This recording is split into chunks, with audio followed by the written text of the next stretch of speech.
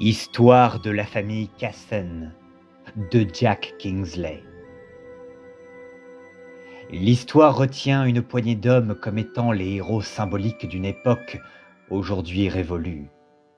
Leur nom résonne d'un prestige éternel, même au travers de leurs descendants, souvent moins dignes de la grandeur passée de leurs ancêtres.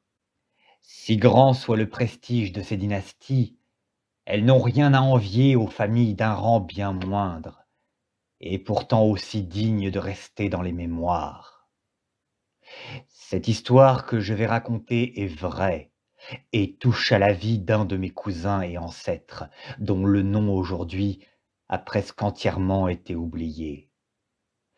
Elle se transmet de génération en génération et risquerait de disparaître de la mémoire humaine si je ne la couchais pas aujourd'hui sur le papier, étant moi-même le dernier de ma lignée. On a retenu le nom des rois pour leurs exploits guerriers, leurs juridictions, leurs oppositions à Rome ou leurs conquêtes et arrangements matrimoniaux. Mais les légendes attenant à la famille en elle-même, nul n'a jamais voulu les retenir. Certains historiens assidus vous citeront la légende de Clovis, recevant de la part de saint Gabriel le devoir de bannir les grenouilles de son blason pour en épouser la fleur de lys comme emblème. Le nom singulier de la maison de Geoffroy V d'Anjou, dit le Plantagenet, car il adorait emporter un brin à son chapeau, ou bien encore celle de Lech, Chech et Rus, les pères mythiques et fondateurs de la Bohême, de la Rousse de Kiev et de la Pologne. Lech prenant d'ailleurs comme emblème l'aigle blanc qu'il vit à l'emplacement où il bâtissa sa cité. Pour autant, ces histoires ne sont connues que d'une poignée d'érudits et tiennent clairement du mythe plutôt que de la réalité. Mais les familles moins nobles que les rois, bien que cherchant souvent une parenté avec les saints et autres rois antiques, possèdent en la mémoire de leur propre famille des histoires plus étranges, fascinantes et pourtant bien plus réelles et plus terribles que tout ce que l'homme moderne, cartésien et intransigeant ne peut concevoir. Pour enfin aborder cette histoire, il faut malgré tout revenir un peu dans le temps et s'attarder rapidement sur un de mes ancêtres qui marqua le début de ce récit. Le 6 janvier 1772, à Sainte-Suzanne-en-Bar, naquit Antoine-Louis Casson, d'une famille d'artisans tisserands. Lorsqu'advint la Révolution française, Antoine-Louis Casson s'engagea dans l'armée révolutionnaire et participa à de nombreuses campagnes en Europe, notamment la bataille de Marengo, où il fut blessé à la jambe avant d'être rapatrié en France. Lorsque l'Empire fut proclamé, il se révéla un profond partisan de Bonaparte et fut nommé capitaine du régiment militaire du département de la Rore, chargé de la surveillance de la ville de Montchaux. C'est à cette époque qu'il prit pour épouse une certaine Agnès Chabannes de Messières, fille du duc Philippe Chabannes de Messières, qui avait fui la France à la suite des journées du 5 et du 6 octobre 1789 avec ses deux fils pour rejoindre l'armée du comte de Provence et du comte d'Artois, mais sans emporter sa fille, qui était elle alors en province. À la suite du mariage, et par décision de justice, Antoine-Louis Casson obtint le château de Messières, qui appartenait de génération en génération à la famille de son épouse. Cette demeure féodale était vue par tout le pays de la Meurthe comme une sentinelle des âmes humaines. Et bien souvent, lorsque le brouillard de l'aube était percé par les rayons du soleil, on croyait voir au pied du mont Honeck, où se trouve le château, l'image d'un point formidable et immense qui semblait prêt à écraser les hommes de sa masse gigantesque. En 1805, à la suite de la guerre contre la Troisième Coalition, il participa activement au siège de Gahet, où à la suite d'une tentative d'assaut frontal pour forcer les portes de la ville, il reçut dans la jambe une balle qui le condamna dès lors à boiter toute sa vie. Malgré cette blessure, il participa à la suite de la bataille et la ville fut prise en février 1806. Et par recommandation du maréchal André Masséna, il fut pour sa bravoure lors du siège fait chevalier d'Empire. C'est sans nul doute ce titre de foire qui poussa Antoine-Louis Casson, une fois revenu à son château de Messières, à ajouter par folie sans doute le nom de son épouse à son propre nom. Le geste était symbolique et avait pour but de dire à son beau-père, bien que celui-ci désavouait le mariage que sa fille avait dû contracter, que l'héritage familial appartenait dorénavant à la noblesse d'Empire, tentant d'effacer grossièrement l'histoire et les origines d'une famille qui avait vécu dans ce domaine depuis le IXe siècle. Lorsqu'advint la défaite de Russie, puis la chute de l'Empire, Antoine-Louis Casson n'avait pris part à aucun combat en raison de son infirmité.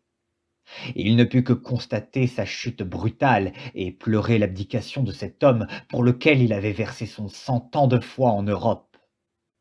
Pour autant, il ne se laissa pas abattre, et lorsque Louis XVIII monta pour la première fois sur le trône de France, il se rallia à la maison de Bourbon, non pas par loyauté et dévotion envers le frère cadet de l'ancien roi de France, mais dans le but de sauver quelques-uns de ses acquis et privilèges. Louis XVIII ayant souhaité, dès son accession au trône, concilier le peuple royaliste au peuple révolutionnaire, il ne fit rien contre lui, aux grandes dames du duc Chabannes de Messières, qui enrageait de voir ce parvenu toujours occuper le château familial ainsi que les terres et percevoir une rente annuelle de plus de 12 000 francs.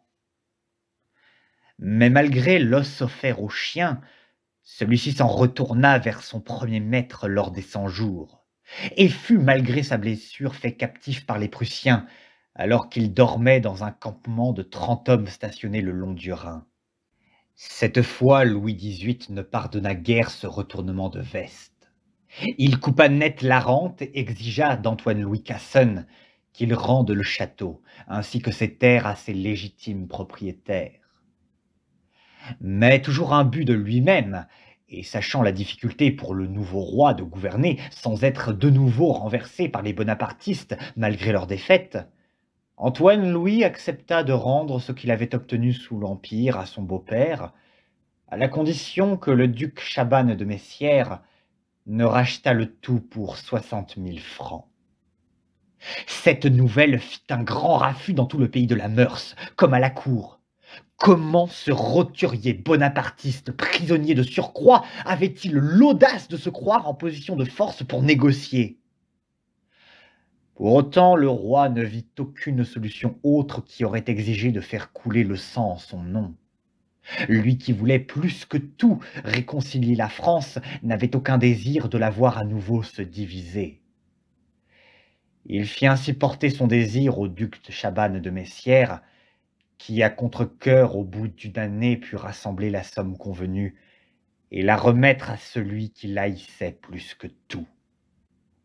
Mais la nuit de la veille du départ de l'usurpateur, on vit depuis le bas de la vallée s'illuminer une tour du château comme si c'était une bougie géante, et bientôt le son des cloches se fit entendre dans les contreforts voisins. On apprit le lendemain qu'un incendie s'était déclaré dans la tour ouest, adonnant à la chambre d'Antoine-Louis Casson. Par chance, il n'avait rien, mais on ne tarda pas dans le pays à murmurer que le grand loup de la Meurs avait été courroucé d'avoir été ainsi vendu. Ce terme de grand loup de la Meurs faisait référence au blason de la famille, qui était de gueule au loup d'argent à la bande d'azur brochant le tout. Mais il touchait plus précisément au domaine que certains villageois superstitieux de la région disaient vivant, comme une espèce d'ange gardien ou d'esprit veillant sur les Chabannes de Messières qui l'occupaient, et qui pouvait, en cas d'offense, se montrer impitoyable envers ses victimes.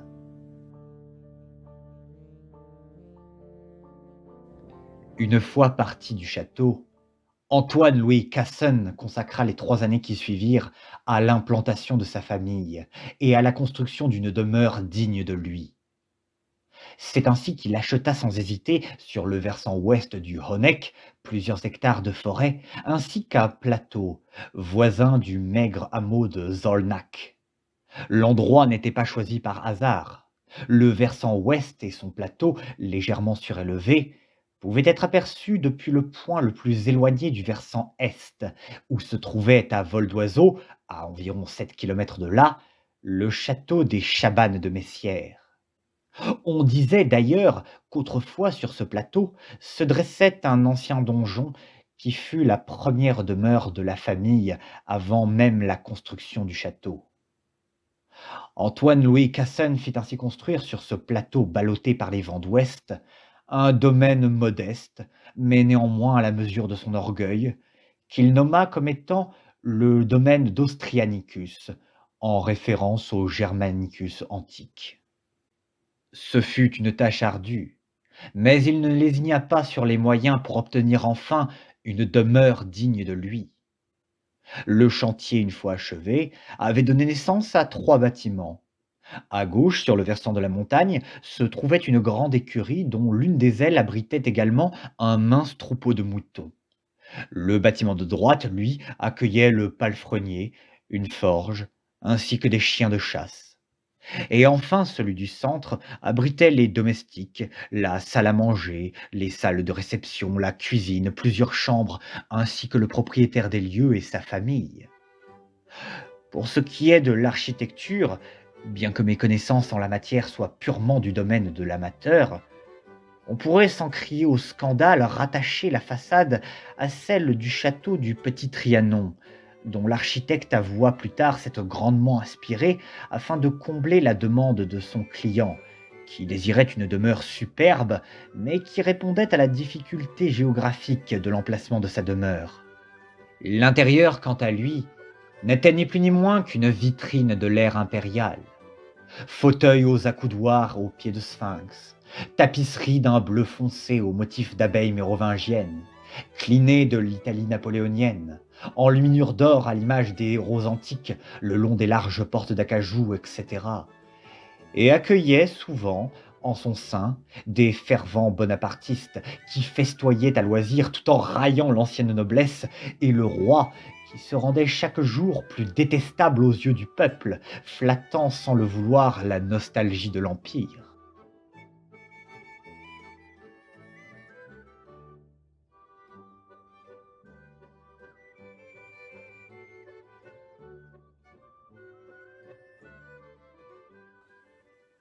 Le 28 juillet 1830, Henri Coudurier, le médecin de la Bresse, fut contacté en urgence par un serviteur du domaine qui avait parcouru à cheval le mont et ses bois pour quérir de l'aide. Son maître se mourait et les secondes comptaient. Une fois sur place, le médecin constata que Antoine-Louis Casson était pris d'une forte fièvre et de vomissements. Sur ses bras et son torse, il y avait, à n'en point douter, une étrange et abondante proportion de ce qui s'apparentait à des ulcères. Ses plaies faisaient abondamment couler du pus en masse, et les yeux de l'homme, injectés et sans cesse en éveil, laissaient couler le long des cornets de minuscules gouttes de sang qui parfois cascadaient le long du visage du pauvre homme. Le docteur fut incapable de prescrire l'origine dudit symptôme ou de la maladie. Les renseignements donnés par la famille ou les domestiques ne furent guère plus aidants. Ils disaient tous que jusqu'à présent, M. Casson semblait aller du mieux possible pour un homme de 58 ans, mais que la veille, alors que tout le monde mangeait, il avait subitement été pris de vomissements et avait quitté la table pour s'endormir paisiblement, mais qu'au matin, on l'avait découvert dans cet état, presque inconscient. Henri Coudurier assista médusé à la dégradation de l'état de son patient. Il avait beau tourner en rond dans sa tête toutes les hypothèses de maladie ou de remède, rien ne paraissait être la solution adéquate. Vers 14h30, il constata une aggravation et ne tarda pas à prévenir la famille qu'Antoine-Louis Casson vivait probablement ses dernières heures. On fit venir ainsi du hameau de Zolnac le père Nicolas Barold, afin qu'il procède à l'extrême-onction. Après avoir prononcé quelques litanies pour le repos de son âme et lui avoir donné le corps du Christ, le prêtre demanda au mourant s'il souhaitait faire une dernière confession. Mais il ne répondit guère, comme s'il était déjà parti. Le prêtre s'avança. Monsieur Cassen? Monsieur Cassen, m'entendez-vous? La lèvre du mourant se leva et lâcha dans un dernier soupir. Monsieur le baron Antoine-Louis Cassen de Chabannes-Messières, m'entendez-vous? Ce fut tout. La bouche se referma alors sur ces ultimes mots. Antoine-Louis Cassen, même aux portes de la mort, avait encore eu la force de commettre un dernier outrage en se prétendant baron. On raconte que cette nuit-là, les loups de tout le pays hurlèrent à la nuit tombante, ce qui voulait dire pour les paysans du pays que le grand loup de la Meurthe n'était pas satisfait de la mort de son pire ennemi, et que cela ne présageait rien de bon.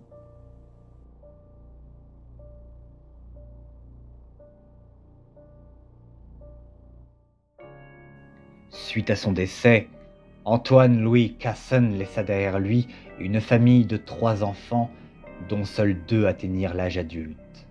Le premier, ou plutôt la première, était sa seconde fille, Pauline Cassen de Chabannes-Messières, 1807-1835, qui avait épousé le 9 janvier 1825 le comte Bernard de Rongier et qui trépassa le 17 septembre 1835 en donnant naissance à leur unique enfant.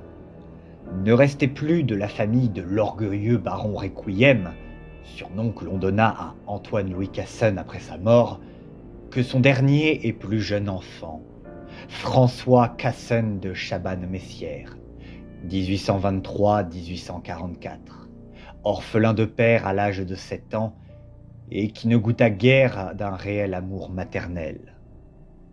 Lorsqu'il atteignit sa majorité, François Cassen prit pleinement en exercice les actions léguées par son père dans le commerce du textile, tout en exerçant la charge d'adjoint greffier à la sous-préfecture de Lunéville, où se trouvait également le préfet de police Ferdinand Chabannes-Messières, qui était l'héritier du vieux duc Philippe Chabannes-Messières. En dehors de ses fonctions, François Cassen n'était pas connu pour sa sociabilité. Il ne quittait que rarement son domaine d'Austrianicus et passait le plus clair de son temps à lire, étudier et s'adonner à la chasse. Il n'accordait que peu d'intérêt à ses confrères citadins et à leurs soirées mondaines, et que dire de la noblesse du pays qu'il regardait avec un mépris réciproque à la réputation qu'avait acquis son père dans tout le pays. Mais plus que tout, François Cassen nourrissait une haine particulière pour ses cousins du côté de sa mère, une aversion mêlée de crainte qui le menait souvent, lorsqu'ils étaient obligés à cohabiter dans la même pièce, à demeurer silencieux, les fixant intensément d'un air sévère. En aucun cas ils échangeaient un mot entre eux, sauf à l'occasion lorsque les supérieurs leur demandaient, et cela était des plus brefs. Âgé alors de 21 ans, François Cassen n'était pas marié et ne paraissait pas intéressé par la chose, si bien qu'il semblait être dans tout le pays comme étant l'homme le plus solitaire du pays de la Meurthe. Une fermière de Zolnac, une de ces commères de village qui crient et colportent toutes sortes de ragots et légendes superstitieuses de la région, disait à qui voulait l'entendre que cette aversion de François pour ses cousins maternels provenait d'une prédiction que lui avait faite une vieille gitane alors qu'il n'avait que 13 ans. Elle lui aurait dit qu'il perdrait la vie le jour où, aux abords d'une rivière, il ferait face au grand loup de la Meurthe. Il en avait naturellement déduit que le grand loup de la Meurthe était ni plus ni moins que ses cousins. Voilà pourquoi il s'était enfermé dans une solitude presque forcée, doublée d'une certaine paranoïa qui enfla avec le temps. Il démissionna de sa charge administrative en novembre 43 pour se consacrer uniquement à la chasse et à la gestion de son domaine.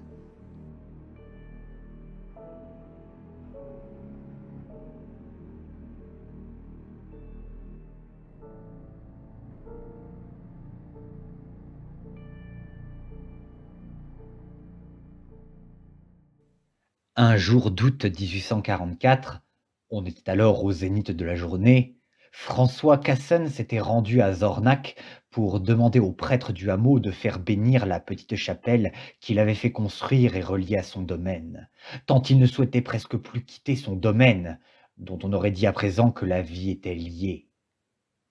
C'est alors qu'il aperçut, aux abords d'une vieille croix qui faisait office de panneau pour les locaux, un grand étalon à la robe noire comme le charbon qui hennissait avec rage au désespoir des hommes qui tentaient de le calmer et de le maîtriser.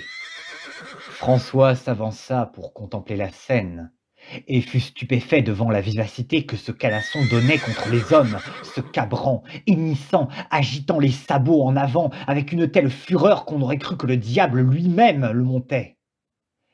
Il essaya également d'approcher, mais la bête paraissait également l'avoir pris en horreur et manqua de peu de lui faire exploser le torse d'un coup de sabot si le curé de la paroisse ne l'avait pas projeté en arrière.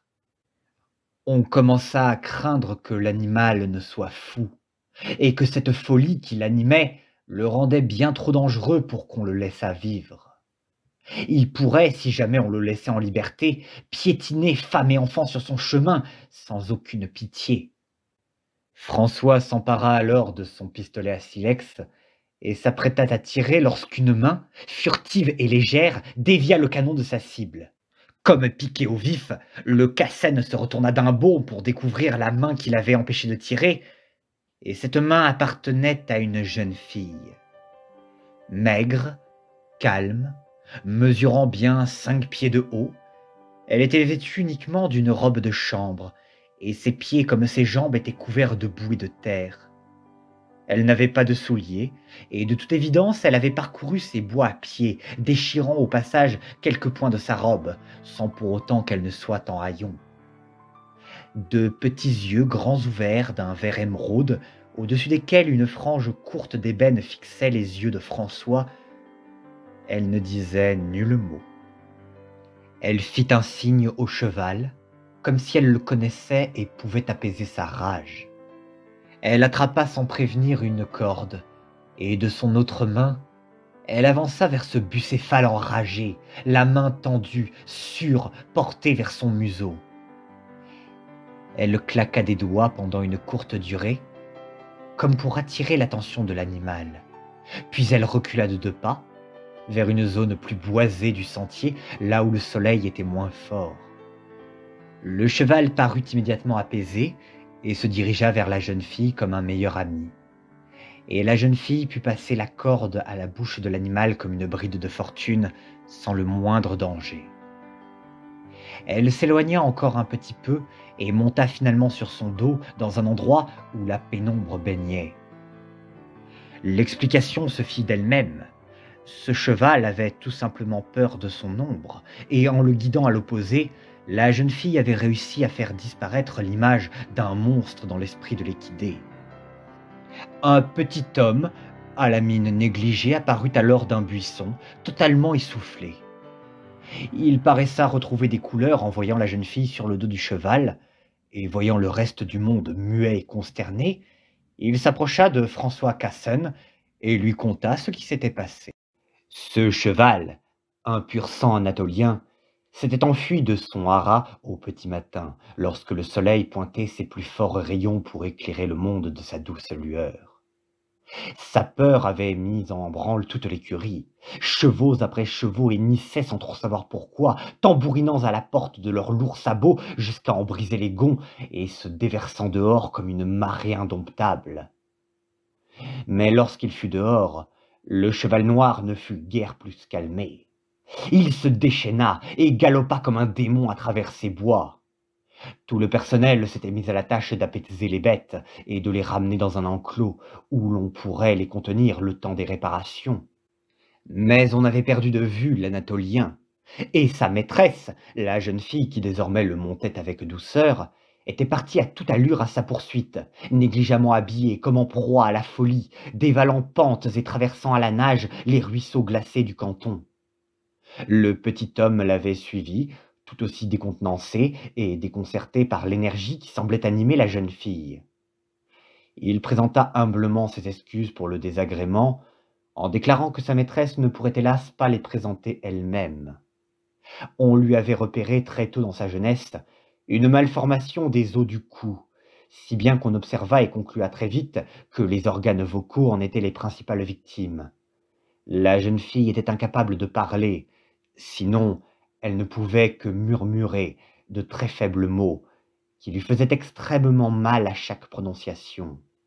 Le petit homme se tourna alors vers sa maîtresse, lui déclarant qu'il était temps de rentrer, ne serait-ce que pour rassurer les parents de la jeune fille.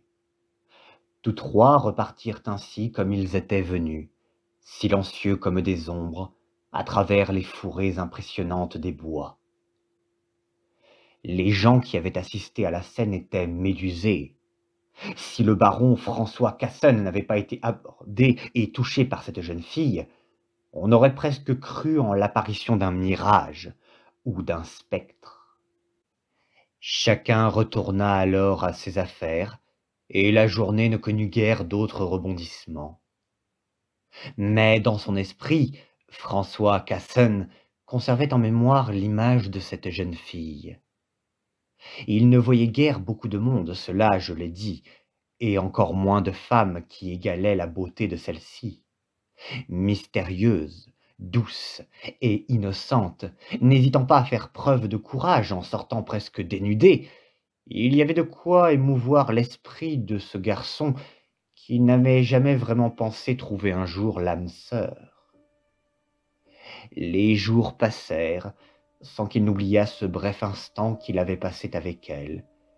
Il se reprochait de ne pas avoir accepté les excuses de la jeune fille en s'adressant directement à elle.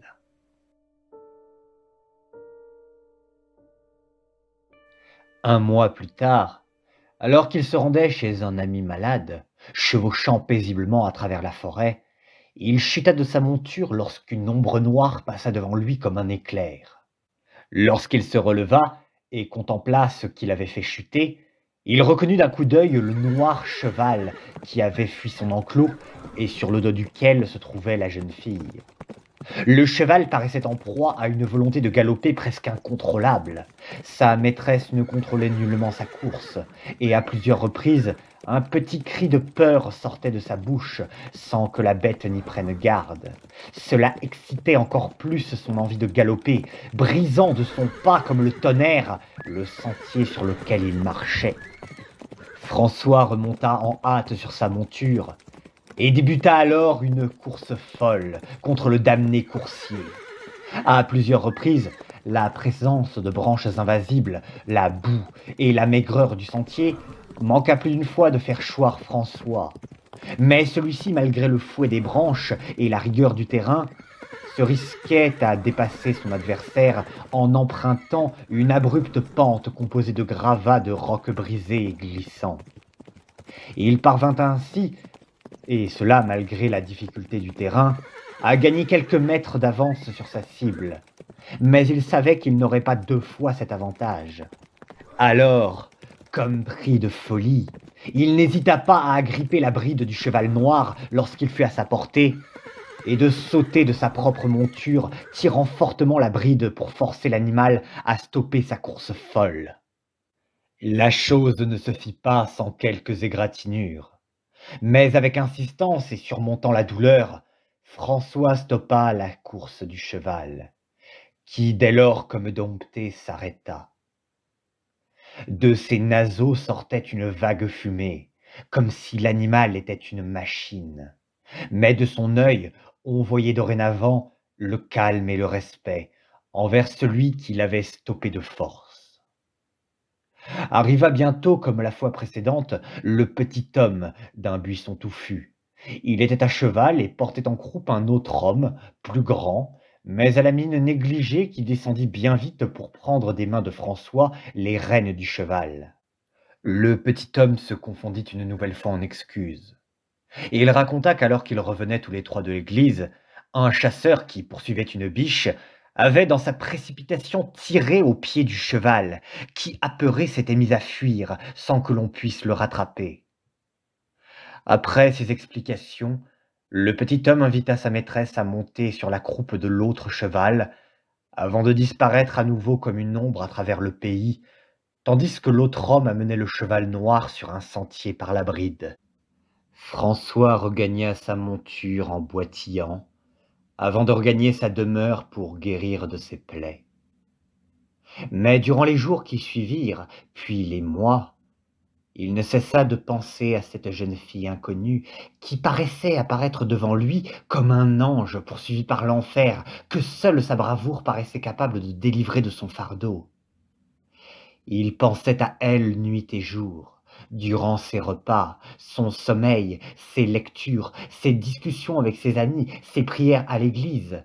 Tout son esprit n'avait plus d'intérêt que pour elle, dont il ignorait le nom, ce dont il se reprochait amèrement, n'hésitant pas à s'insulter lui-même pour sa bêtise.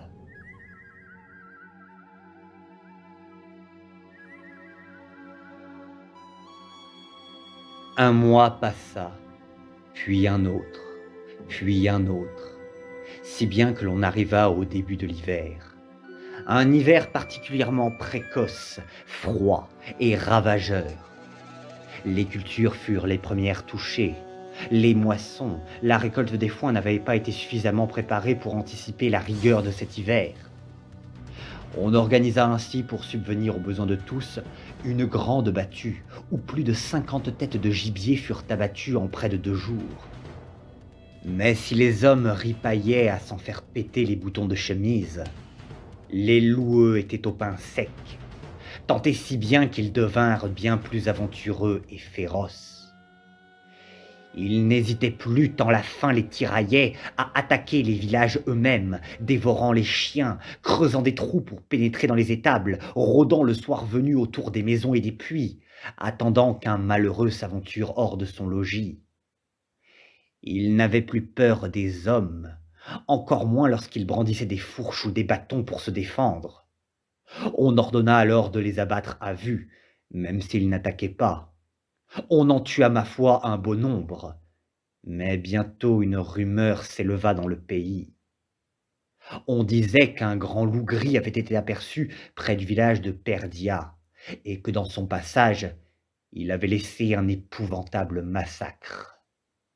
2 paysans l'avaient vu, sortant d'une grange, et lorsqu'ils pénétrèrent à leur tour dans cette grange, ils aperçurent éparpillés sur le sol les entrailles et les viscères de tous les animaux qui avaient jusqu'alors peuplé les tables.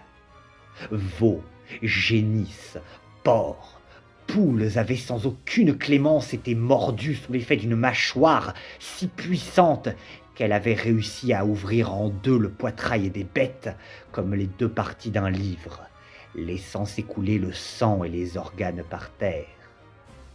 Mais une dizaine de minutes plus tard, l'on entendit crier dans un champ voisin de la grange une jeune paysanne qui traversait un champ avec son chien et qui venait d'être prise pour cible par l'imposante bête. D'un poil gris, plus haut qu'un loup normal, doté de courtes oreilles et de 2 yeux brûlants comme des flammes, il était d'une agilité et d'une vélocité féroce. Les paysans accoururent, mais virent la bête s'enfuir avec sa victime entre les dents, ne laissant pour preuve de son effet que le pauvre chien, dont le cou avait été sectionné sous les crocs du monstre. On retrouva la carcasse de l'enfant 2 jours plus tard, à moitié décomposée, une partie de la tête arrachée, le bas du ventre dévoré, et la main droite ne pendouillant à l'os plus que par un mince fil de chair nécrosée. Ce loup n'en resta pas là, et se fit une réputation à travers tout le pays. D'un bout à l'autre du Honeck, il paraissait, disparaissait, tuant bétail et hommes, esquivant les balles et fuyant ses poursuivants comme les narguant à travers les sous-bois. Un jour même, l'animal fut aperçu en plein cœur d'un village, où il s'empara d'un enfant des bras d'une mère. Les hommes prirent leurs fusils et tirèrent par 2 fois. Ils la touchèrent, mais soudainement elle se redressa sur ses pattes avant de s'enfuir en passant entre les jambes de ses assaillants. Les notables du pays, inquiets de ce fléau, ne tardèrent pas à donner l'ordre de procéder à une grande battue pour tuer cette bête. L'affaire arriva aux oreilles de François Cassen, qui sortit alors de ses pensées pour tomber dans une autre plus sombre encore. Depuis toujours, il avait craint de trouver la mort en rencontrant un de ses cousins de Chabannes de Messières. Et si finalement ce loup de la prophétie que lui avait prédit la gitane, ce grand loup de la mœurs, n'était-il pas finalement ce loup, et en acceptant de le traquer, ne se jetterait-il pas lui-même dans sa gueule? Mais à la suite des supplications de ses amis et des notables du pays, François mit ses doutes au placard et enfourcha son cheval pour rejoindre les chasseurs. Ils avaient déjà battu pendant plus de 2 jours les versants ouest du Honeck, et en avaient déduit, suite à l'échec de leurs recherches, que la bête se trouvait peut-être sur le versant ouest. Ils parcoururent ainsi pendant plusieurs heures la forêt sous son voile blanc, sans rien trouver. Vers 17 heures, il n'y avait toujours aucune trace du monstre. C'est alors que, non loin de la rivière Bahal, qui se jette dans la Meurthe, François entendit le cri d'un loup, suivi d'un cri d'effroi et d'un hennissement qu'il ne connaissait que trop bien. Ni une ni deux, il se hâta dans la direction des cris, et vit avec effroi le cheval noir étendu à terre, la patte gauche en sang, qui hennissait de douleur, tandis que non loin de lui, le grand loup gris se tenait là, dévorant des yeux la pauvre cavalière qui était à terre, et à sa merci. François tira en direction du dos du loup qui encaissa la balle, puis se retourna immédiatement, le regard plein de rage. Ne pouvant recharger, François dégaina son sabre et se lança au corps à corps avec son adversaire. C'était presque un combat eschatologique, le triomphe du bien contre le mal que l'on décrit dans les ouvrages bibliques. Le loup redoublait de coups de dents, et François de coups de sabre. La douleur ne semblait pas les affecter, et l'affrontement aurait pu durer des heures entières, si la loi de la nature n'assurait pas que l'homme était malgré tout un animal qui ne possédait pas d'armes naturelles, comme les crocs du loup. Mais finalement, alors que le loup bondissait pour le mordre à la gorge, François le fit basculer, le plaqua au sol d'un pied et enfonça sa lame dans la poitrine de la bête. Il s'agita pendant plusieurs secondes, puis reposa finalement. Il était mort. Le duel fini, le temps qui avait paru à François presque figé reprit son cours normal. Des chasseurs arrivèrent pour constater la mort du loup. Des paysans s'attelaient à remettre le cheval noir sur ses 2 sabots, tandis que François, lui, se dirigeait vers la jeune fille. Cette fois-ci, le petit homme n'apparut pas. François était seul auprès d'elle, inspectant si elle n'était pas blessée, la regardant avec une attention toute particulière. Elle rougissa plus d'une fois lorsque François posa ses mains sur son visage pour voir s'il y avait des égratignures. Après quelques minutes, il prit finalement sa main et demanda humblement : « Mademoiselle, s'il vous plaît de me faire la joie de me dire votre nom, je n'espère pas du ciel une plus belle occasion de vous demander votre main. » La jeune fille souria et lui fit un signe de main. Elle allait parler, à voix basse, certes, mais elle allait enfin lui dire son nom et le rendre heureux. Anne Margot Chabannes de Messières. Le visage de François devint alors blanc. Il tourna la tête vers la dépouille du loup, puis vers la jeune fille. Son oreille fut alors assaillie par un son qui le glaça d'effroi, celui banal et innocent d'un cours d'eau qui s'écoulait. Comme possédé, François enfourcha sans parler son cheval et galopa à vive allure vers son domaine. Alors qu'il venait de s'échapper à peine, il entendit derrière lui les sabots d'un autre cheval qui venait. Il en était persuadé, c'était cette jeune fille, le grand loup de la Meurthe. Il galopait à toute vitesse pour atteindre son logis, le seul endroit où il serait à l'abri.